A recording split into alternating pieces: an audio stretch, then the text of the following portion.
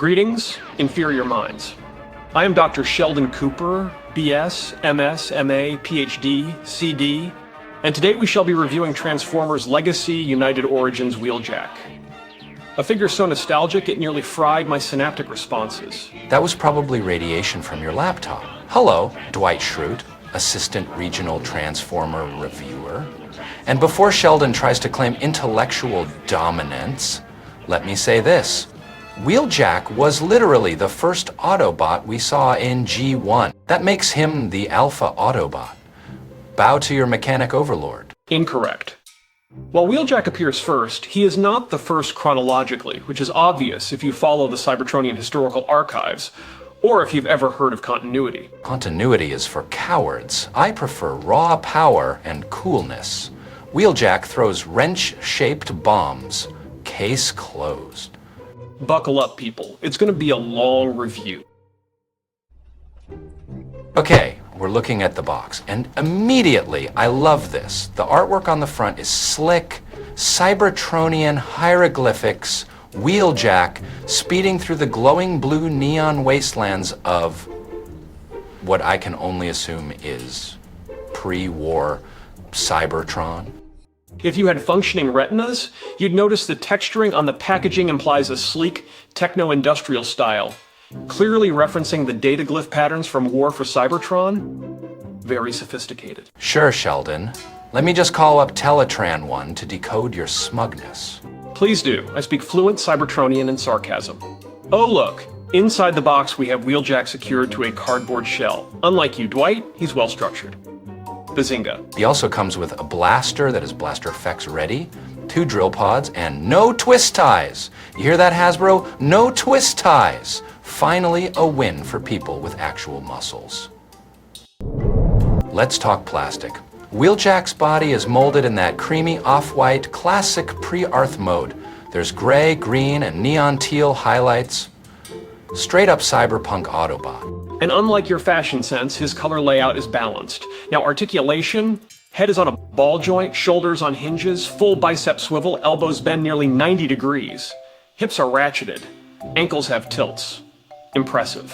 I give it 8.6 out of 10 on the Sheldon Cooper articulation scale trademark. There is no such scale. You made that up? You continue to underestimate me, sir. I am the scale. You're crazy. I'm not crazy. My mother had me tested. Whatever. All I know is he's posable, stable, and his backpack doesn't make him fall backward like your ego. Dwight, interacting with you is like attempting to run Windows 95 on quantum computing hardware, painfully incompatible, unnecessarily frustrating, and fundamentally obsolete. Listen here, Cooper. Unlike you, I don't waste time with fictional science. Battlestar Galactica taught me everything I need to know. Trust no one. Expect betrayal, and never let a toaster tell you how to think. You're basically a Cylon, over-engineered, emotionally vacant, and a threat to productivity. Zing. You mistake paranoia for preparedness, Dwight. Much like the Cylons, you mimic intelligence but lack the nuance. I'd liken you to a malfunctioning replicator, capable of producing noise, not results. Bold words from someone who couldn't even survive a day in Schrute Farm's survival training camp.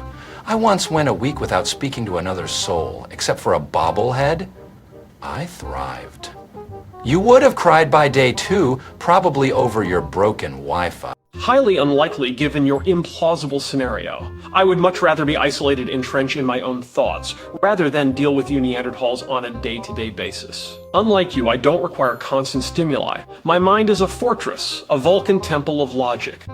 You, Dwight, are like a Ferengi with delusions of grandeur, greedy for validation, yet perpetually out of your depth. Hey, what's going on over here? I'm sorry, Stewie. Sorry, Stewie. You better quit playing around and get back to the Yes, review.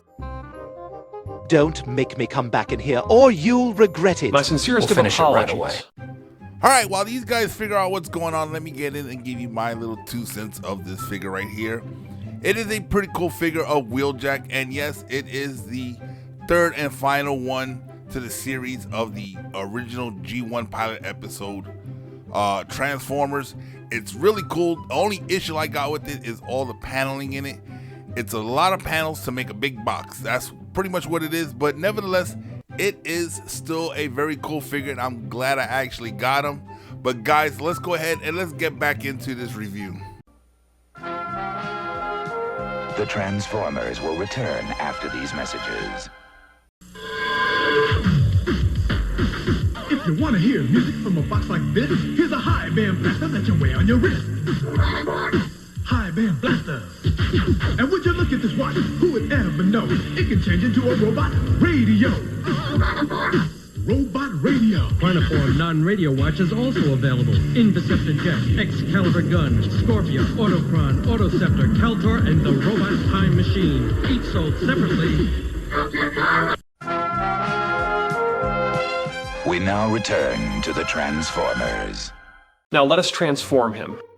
And no, Dwight, you may not brute force it like you do IKEA furniture. I build tables with nunchucks. I think I can handle Wheeljack. Fine. First, untab the shoulder sections, fold the arms in, swing the leg panels out, carefully rotate the waist. Dwight, you're twisting the wrong hinge. Relax, he's built for war. Click there.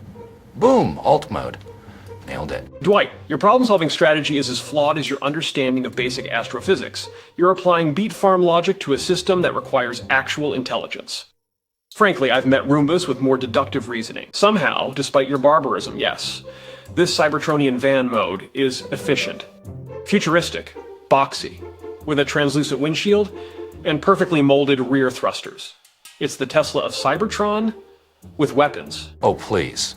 You may have a PhD, but I have something far more important. Combat readiness. While you were learning Klingon grammar, I was learning how to defend this country from a Cylon uprising.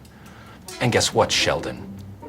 You're giving off serious toaster vibes. And as for Wheeljack's transformation, it rolls great. No drag. 10 out of 10 rolling test. Also, I'd drive this to work every day if it weren't illegal to weaponize your commute. I'm sorry, Rolls? Did you say Rolls? It doesn't have wheels. It sits on 3 pegs that gives it a floating effect. None of the Origin characters have wheels. They're hovering vehicles. Your grasp of the subject matter baffles me. Let's deep dive. Cybertronian van mode looks just like the G1 cartoon version from the pilot. He's got pegs, so you can place blades up front and no faux headlights. And the blast effect plugs into the blaster. Yes, and aesthetically, it's a triumph. The color balance doesn't break during transformation, the panel lines are clean, and the cockpit is semi-translucent. I don't say this often, but hush tone. This is very satisfying. Did you just admit joy? Only scientifically. All right, let's hit the pros. Amazing transformation. Accurate alt mode. Excellent articulation. Nostalgia trigger achieved. Agreed. And now the cons. The plastic feels slightly hollow in the thighs. Paint detailing could use a bit more Cybertronian scarring no blast effects for the front rockets. Yeah, and his backpack is kinda chunky, but manageable. Like Kevin Malone in robot form. That was needlessly cruel. I approve. In conclusion, Transformers Legacy United Origins Wheeljack is a glorious fusion of retro accuracy and modern engineering. He satisfies both my need for nostalgic validation and hyper-accurate posability. He's the prequel king of the Autobots. Not flashy, but clever and deadly. Like a Cybertronian Shroot. Final rating, 9.1 out of 10. Highly recommended for collectors and quantum physicists alike. Final rating, 9 Shroots out of 10. Bonus point if you pair him with Origins Bumblebee and reenact the pilot. You know you will. Well, that wraps up today's intellectually stimulating examination. You may now go bask in your inferiority. Or you can hit that like button, subscribe to Sergeant Geek's Toy Collection review, and leave a comment saying who you think won this review. Team Shroot or Team Cooper? Well, it's obvious. They are gonna pick Team Cooper. False. Shroot always prevails. Sosli Kabjai. But what's that? It's Klingon, a warrior's language. Until next time, engage transformation sequence. You have been watching Sergeant Geek Collector's Review. Subscribe and roll out.